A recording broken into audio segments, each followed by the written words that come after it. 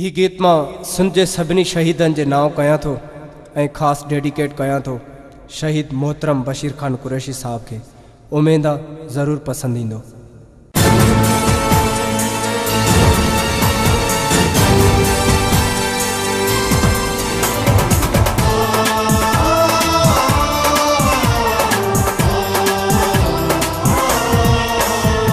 सलाम आ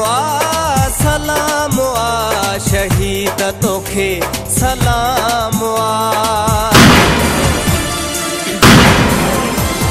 सलाम आ शहीद तोखे सलाम आ, सलाम आ शहीद तोखे सलाम आ। वतन मथा तू घोर थे, वतन मथा तू घोर थे, मिलियो तोखे इनाम आ। सलाम आ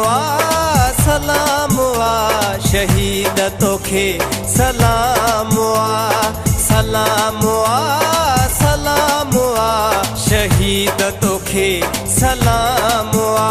वतन मथा तू घोर थे, वतन मथा तू घोर थे, मिलियो तोखे इनाम आ। सलाम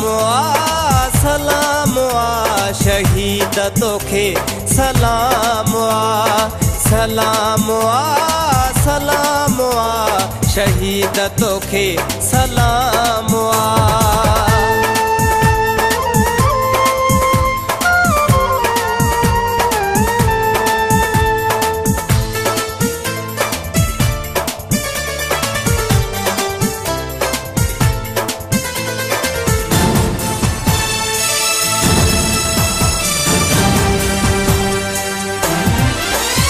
जुल्म जबर मिटाइयो ऐं ॾाढ खे दहकाइयो, जुल्म जबर मिटाइयो ऐं ॾाढ खे दहकाइयो। हिम्मत कॾहिं न हारियो, दुश्मन जी दिल दहकायो। सुजाॻो थियो ॿधी कयो पिरने जे लाइ पैगाम आ, सुजाग थियो ॿधी कयो पिरने जे लाइ पैगाम आ। वतन मथा तू घोर थे, वतन मथा तू घोर थे, मिलियो तोखे इनाम आ। सलाम आ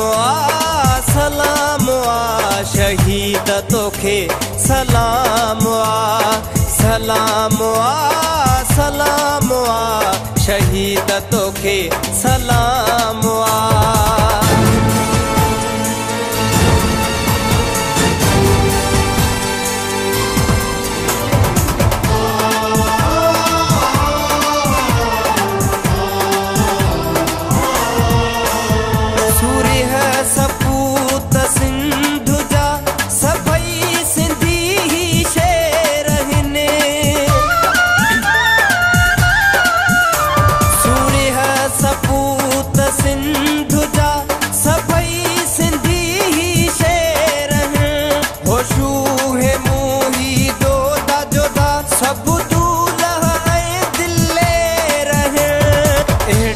बचन ते भला ही को मछो गुलाम आ, एड़न बचन ते भला ही को मछो गुलाम आ। वतन मथा तू घोर थे, वतन मथा तू घोर थे, मिलियो तोखे इनाम आ। सलाम आ शहीद तोखे सलाम आ, सलाम आ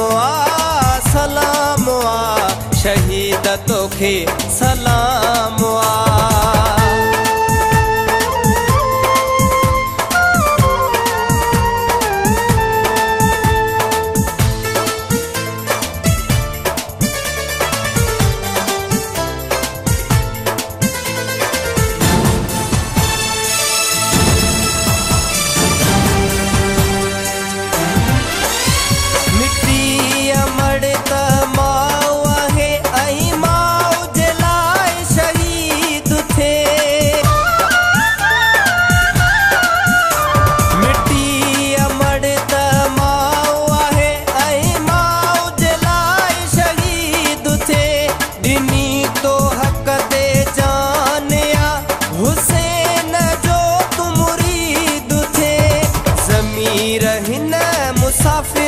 लिखियो तो ते ही कलाम आ।